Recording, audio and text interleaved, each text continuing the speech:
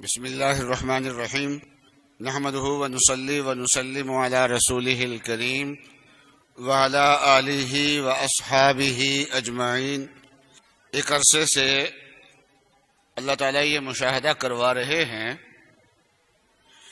کہ medical science جتنی ترقی کر گئی ہے، بیماریاں اس سے آگے بڑھ رہی ہیں، اور ایسی ایسی بیماریاں آ رہی ہیں کہ جن بیماریوں کے نام ہم نے پہلے نہیں سنے تھے۔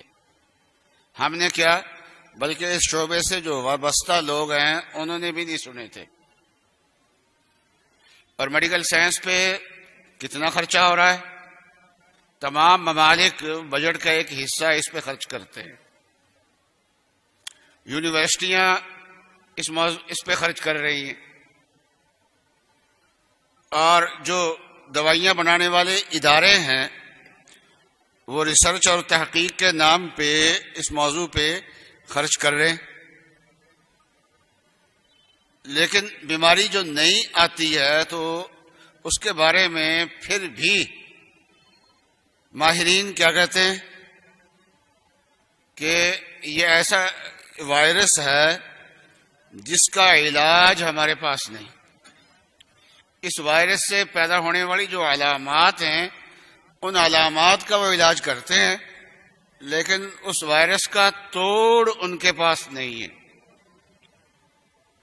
رسول اللہ صلی اللہ علیہ وسلم کا ارشاد ہے کہ جب کسی قوم میں بے حیائی پھیل جاتی ہے تو اللہ تعالیٰ پھر ایسی بیماریاں ان میں بھیجتے ہیں جو ان کے بڑوں نے نہیں سنی۔ چنانچہ اس کا مشاہدہ ہے کہ نئی سے نئی بیماری ہے۔ اس وقت دنیا آزادی کے نام پہ بے حیائی کو عام کر رہی ہے، جیسے بے حیائی عام ہو رہی ہے ایسے بیماریاں بھی نئی سے نئی نکل رہی ہیں۔ بیماریاں بے شک گناہوں کی وجہ سے ہیں، لیکن یہ خطرناک، مہلک اور متعدی بیماریاں مسلمان کے لیے ہر حال میں رحمت ہے۔ پہلے زمانے میں ایک طاعون کی بیماری ہوتی تھی، جب کسی علاقے میں آتی تھی تو ایک سے دوسرے کو لگنا بیماری، اور جس کو بیماری لگی بس وہ دنیا سے جاتا تھا۔ بچنے کا تناسب بہت کم ہوتا تھا، 90% سے زیادہ لوگ ہلاکت کی طرف ہی جاتے تھے۔ تو حضرت عائشہ رضی اللہ تعالی عنہا فرماتی ہیں کہ میں نے رسول اللہ صلی اللہ علیہ وسلم سے طاعون کے بارے میں سوال کیا تو رسول اللہ صلی اللہ علیہ وسلم نے فرمایا کہ یہ اللہ کا عذاب ہے، اور اللہ تعالیٰ جس پہ چاہتے ہیں یہ عذاب بھیجتے ہیں، لیکن یہ پہلے عذاب تھا اور اللہ تعالیٰ نے میری امت کے لیے اس کو رحمت بنایا ہے۔ پھر حضرت صلی اللہ علیہ وسلم نے فرمایا کہ جس علاقے میں طاعون آئے، یہ ایک مہلک بیماری بھی ہے، متعدی بیماری بھی ہے، تو کوئی آدمی اس علاقے میں وہی رہے، وہاں ٹھہرے، اسی شہر میں ٹھہرے، بھاگے نہیں وہاں سے، اور صبر کر کے وہاں ٹھہر جائے، اور اللہ سے ثواب لینے کی امید سے وہاں ٹھہر جائے، اور اس یقین کے ساتھ ٹھہرے کہ مجھے وہی تکلیف پہنچ سکتی ہے جو اللہ نے میرے لیے مقدر کی ہے، اور جو تکلیف میرے لیے مقدر نہیں وہ نہیں پہنچے گی۔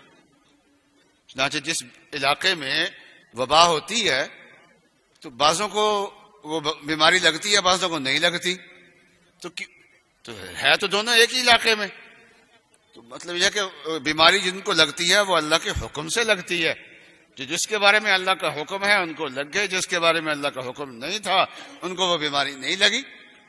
تو یہ یقین رکھے کہ بیماری وہی لگے گی جو اللہ تعالیٰ نے میرے لیے مقدر فرمائی ہے، تو اسی شہر میں ٹھہرے، صبر کرے، ثواب کی امید رکھے، تقدیر کا یقین رکھے۔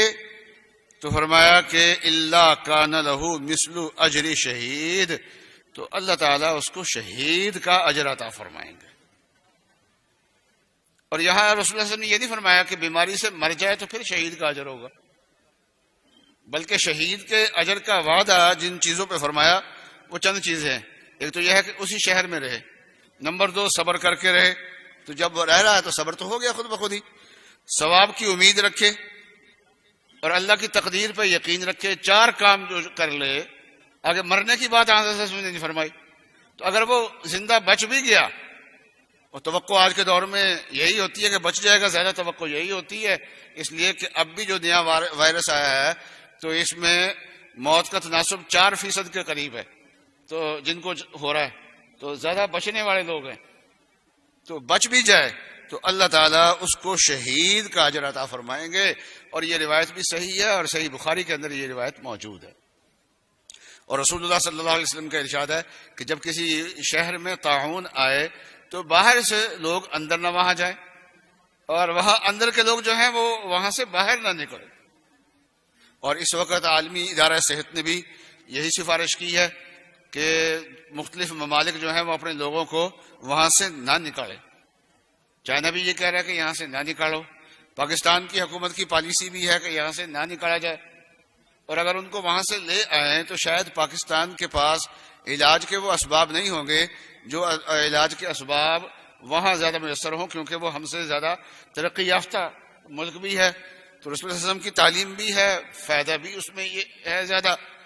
ہاں وہاں رہنا ممکن ہی نہ رہے، کھانا پینا ہی ممکن نہ رہے، زندگی وہاں ممکن نہ رہے، پھر نکل کے آ جائے تو الگ بات ہے، لیکن یہ ہے کہ وہاں رہا جائے، تو یہ رسول اللہ صلی اللہ علیہ وسلم کی تعلیم یہی ہے۔ ان موقعوں پہ اور کیا کرنا چاہیے؟ تو رسول اللہ صلی اللہ علیہ وسلم نے ایک دعا تعلیم فرمائی ہے، وہ دعا پڑھی جائے، جن کو نہیں ہوا تو وہ بچے رہیں گے، جو دعا یہ پڑھ لیں گے۔ رسول اللہ صلی اللہ علیہ وسلم کا ارشاد ہے کہ کوئی آدمی کسی مصیبت زدہ کو دیکھے، مصیبت زدہ میں بیمار بھی آ جاتا ہے، کوئی اور مصیبت کسی پہ آ گئی ہے وہ بھی اس میں آ جاتا ہے، کسی مصیبت زدہ کو دیکھے اور دیکھ کے تو اس وقت جو اللہ تعالیٰ نے اس کو بچایا ہوا ہے اس پہ اللہ کا شکر ادا کرے، اور شکر کے لیے الفاظ بھی حضرت رسول نے متعین فرما دیے۔ وہ کیا جی؟ الحمدللہ الذی عافانی مما ابتلاک بہ وفضلنی علی کثیر ممن خلق تفضیلا۔ اس اللہ کا شکر ہے جس نے مجھے عافیت دی، اگر عربی کے الفاظ نہ آئے تو یہ اردو میں کہہ لے، اپنی زبان میں کہہ لے، اس اللہ کا شکر ہے جس نے مجھے عافیت دی اور مجھے بہت ساری مخلوق پہ فضیلت دی، اور مخلوق مصیبت میں مبتلا ہے، میں بچا ہوا ہوں۔ تو اللہ کی نعمت کا جب شکر ادا کیا جاتا ہے تو اللہ نعمت میں اضافہ فرماتے ہیں، یہ اللہ کا قرآن میں وعدہ ہے، اس لیے یہ آدمی اس بیماری سے بچا رہے گا۔ اور اس طریقے سے ایک دعا ہے، وہ تو ہر روز ہمیں صبح شام پڑھنی چاہیے، اور وہ کیا ہے؟ آدمی ناگہانی آفات سے بچا رہتا ہے۔ وہ دعا کیا ہے؟ بسم اللہ الذی لا یضر مع اسمہ شیء فی الارض ولا فی السماء وہو السمیع العلیم۔ صبح کو فجر کے بعد 3 مرتبہ پڑھ لے، اور مغرب کی نماز کے بعد 3 بار پڑھ لے، تو صبح کو اگر پڑھ لی تو شام تک کوئی مصیبت نہیں آئے گی اس کو، اور اگر شام کو پڑھ لی تو صبح تک اس کو کوئی مصیبت نہیں آئے گی۔ یہ تو ویسے ہی ہر مسلمان کو یہ دعا پڑھنی چاہیے، اللہ تعالیٰ آفات سے حفاظت فرمائے۔ اور یہ مشہور دعا ہے، بہت سارے لوگ اس کو لکھ کے بھی چلا رہے ہیں، اللہم انی اعوذ بک من البرص والجنون والجذام وسیء الاسقام، کہ اے اللہ، اردو میں مانگ لے، اللہ میں آپ کی پناہ مانگتا ہوں پھلبیری سے، پاگل ہونے سے، کوڑ کی بیماری سے، اور بری بری بیماریوں سے، یا اللہ میں آپ کی پناہ مانگتا ہوں۔ تو جب اللہ سے پناہ مانگے تو یہ دعا جو ہے یہ سجدوں میں، نماز کے سجدوں میں بھی پڑھے، 2 سجدوں کے درمیان بیٹھے اس وقت بھی پڑھے، نمازوں کے بعد بھی پڑھے نہیں بلکہ مانگے، مانا سمجھ کے اللہ تعالیٰ سے دعا مانگے تو اللہ تعالیٰ اس کی حفاظت فرمائیں گے۔ تو یہ باتیں جو میں نے عرض کی ہیں، اگر آپ کا کوئی عزیز کہ ایسی جگہ پھنسا ہوا ہے ان تک یہ ارشادات پہنچائیں۔ یہ کیا ہے؟ زندہ رہ کے شہید کا ثواب، آدمی زندہ ہے لیکن شہید کا ثواب. تو ایسی جگہ آدمی ٹکا رہے تو زندہ رہتے ہوئے شہید کا ثواب بھی اس کو مل جائے گا. تو اللہ تعالیٰ سب کی حفاظت فرمائے.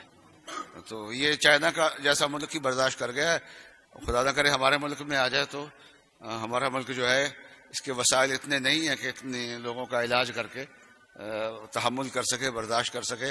اللہ تعالیٰ ویسے ہی ہماری حفاظت فرمائے.